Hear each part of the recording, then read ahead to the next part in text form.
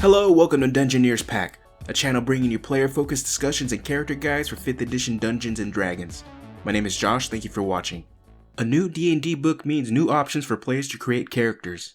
Mythic Odysseys of Theros is no different, bringing 2 new race options while reprinting a couple more recent race additions.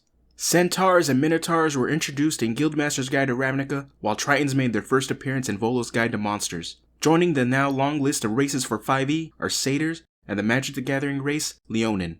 In this video, we're going to take a look at what Satyrs and Leonin can do and where we can place them in other settings in 5th edition. Also, we'll be looking at the new background option, the Athlete. If you would like to check out the new subclasses added in Mythic Odysseys of Theros, click on the icon in the corner or in the link below. With that said, let's get started. Before we get into the Leonin and Satyr, there was a small but significant errata for the Triton race. When introduced in Volo's Guide to Monsters, the Tritons for some odd reason did not have dark vision. Wizards of the Coast corrected this, and now Tritons have dark vision. This change is not exclusive to Tritons printed in Mythic Odysseys of Theros, as it extends to those printed in Volo's Guide to Monsters. If you have a digital copy of Volo's on D&D Beyond, it should be updated with the correction. Now let's take a look at the Leonin. Leonin are an anthropomorphic lion race from the Magic the Gathering property. The Leonin can be found throughout the various planes in Magic the Gathering, but they are not all identical and are varied in purpose and culture from plane to plane. Notably in Theros, the Leonin are isolationists that reject the worship of the gods.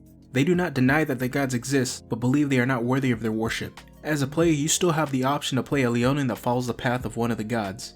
Leonin can also be found in Meletis and sometimes in Akros. So if you do choose to play a Leonin that worships the gods, you must ask yourself 2 things. First, what event occurred that makes you devoted to one of the gods? And second, why have you chosen the path to stand against your pride?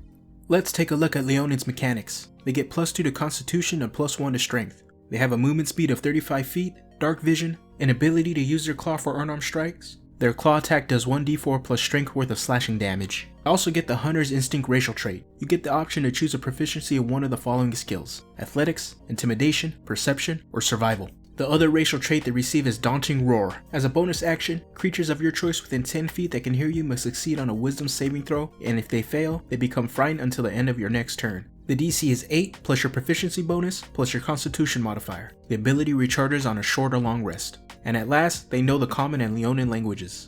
Overall, the Leonin are very straightforward, but not too exciting. Their most interesting feature is the Daunting Roar racial trait. As long as it succeeds, you will give creatures around you disadvantage on attack rolls and saving throws, while also not being able to get closer to you. Daunting Roar is a perfect tool to get yourself out of melee range if you are outnumbered, or help any of your teammates who may find themselves in the same situation. Given their stats, Leonin are naturally geared towards barbarians, strength-based fighters, and paladins. Again, the Leonin are an okay option joining the ranks of other martial center races. Now where do Leonin fit in other settings? Even though Ravnica and Theros are both Magic the Gathering settings, they do not share the Leonin as a race in their worlds. Leonin are not one of the present races in the Ravnica setting. This does not mean they cannot be in Ravnica, it just means they are not from Ravnica. One of the most prominent characters in Magic the Gathering is a Leonin named Ajani Goldmane. He has appeared in both settings, taking part in major storylines set on both of those planes. As a player, you can take inspiration from Ajani and be a Leonin who follows in Ajani's footsteps, being a heroic planeswalker attempting to help anyone that comes your way.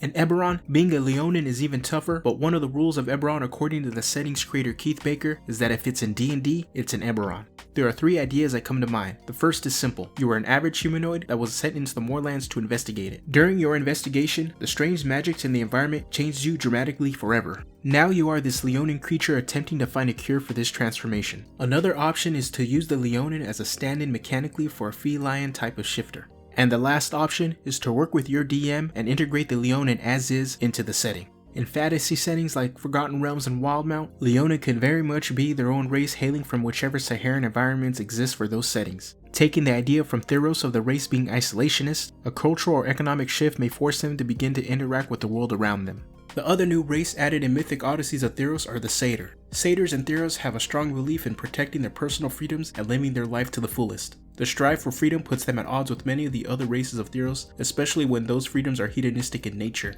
While Leonin are found throughout many Magic the Gathering settings, and in absolutely none of the original D&D settings, Satyrs are the complete opposite. They can be found in many D&D settings, but in Magic the Gathering, they only exist in Theros. As a player, you can align yourself with mostly any of the gods in the setting as long as there is a focus on your character's personal freedom. At one point, Satyrs had their own god in the form of the Satyr planeswalker Xenagos, who briefly ascended to godhood, becoming the embodiment of revelry until his schemes in life were put to an end by the planeswalker Elspeth. Now let's take a look at the Satyr stats. They get a +2 to Charisma and +1 to Dexterity. They have a speed of 35 feet. They are not a humanoid creature type, but are instead the Fey creature type like Centaurs. Satyrs get the Ram racial trait, which allows them to use their horns as an unarmed strike. The attack does 1d4 plus strength worth of bludgeoning damage. The next racial trait Satyrs receive is Magic Resistance. This gives Satyrs advantage on saving throws against spells and other magic effects. Another racial trait they receive is Mirthful Leaps. Whenever you make a long or high jump, roll a d8 and add the number rolled to the number of feet you cover. The extra distance costs movement as normal.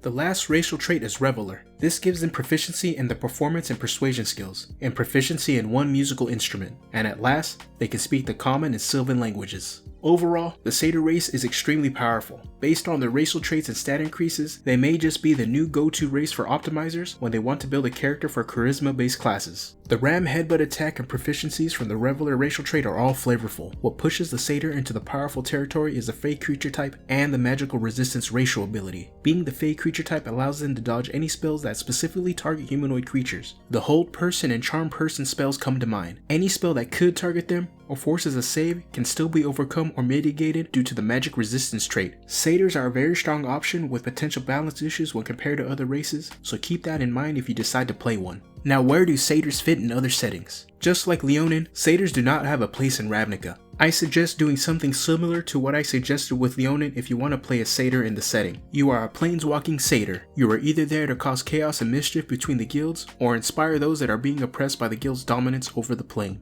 In EBERRON, you could be a Satyr that escaped the Atlantis through a manifest zone and is now causing trouble and looking for adventure.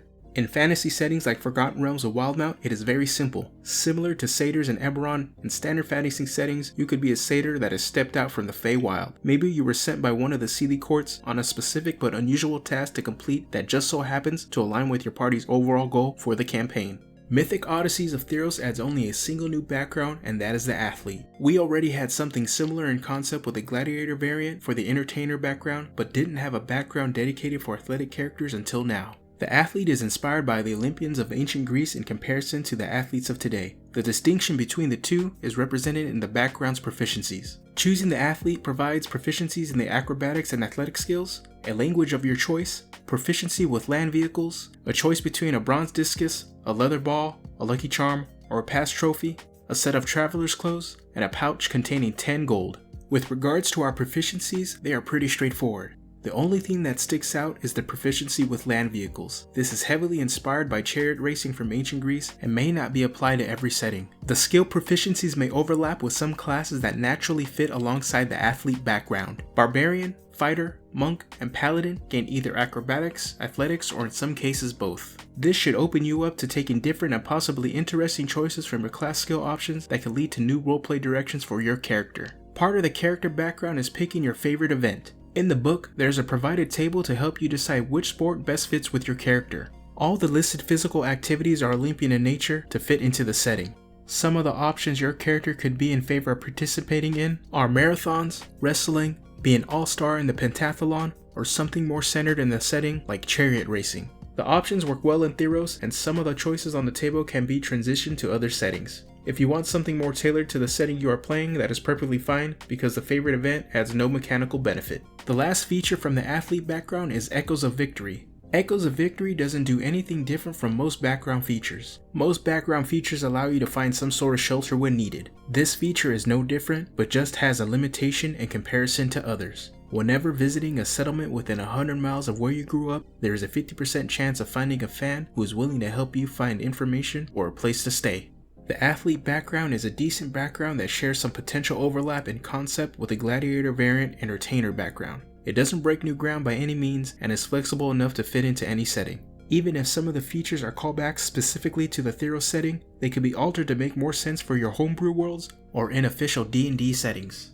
The new race options and background are welcome additions to the ever-growing character options of 5th edition. Unfortunately, the new race options were not created equal and sit on opposite ends of the balance spectrum. Leonin are a solid choice that might get lost amongst other choices for players looking to optimize their melee strength-based characters. Satyrs, on the other hand, are absolutely strong and quite possibly overpowered. The Fey creature type and magical resistant trait gives them protection against a large amount of spells. Both racial traits, in conjunction with their charisma stat increases, might just dethrone Tiefling as the go-to race for charisma-based classes. The athlete background, on the other hand, is a solid alternative to the gladiator variant of the entertainer background. It is full of Olympian flavor that can be tweaked to fit into any setting. Now, before I wrap this up, we have a winner for the giveaway for reaching the 100 subscriber benchmark. I just want to say thank you to everyone who entered, and thank you again for all those who have joined the channel for supporting me. The winner of this contest is Bill W. I will be contacting you via email, so please look out for that. Again, thank you and congratulations. Now I want to hear from you. Which subclass from Mythic Odysseys of Theros do you want to use for your next character? Make sure to like, subscribe, and hit the notification bell to know when new videos are up. You can also find me on the DUNGEONEER'S Pack Discord. A link to the Discord can be found in the description below. Alright, I'm out of here. Have a good one.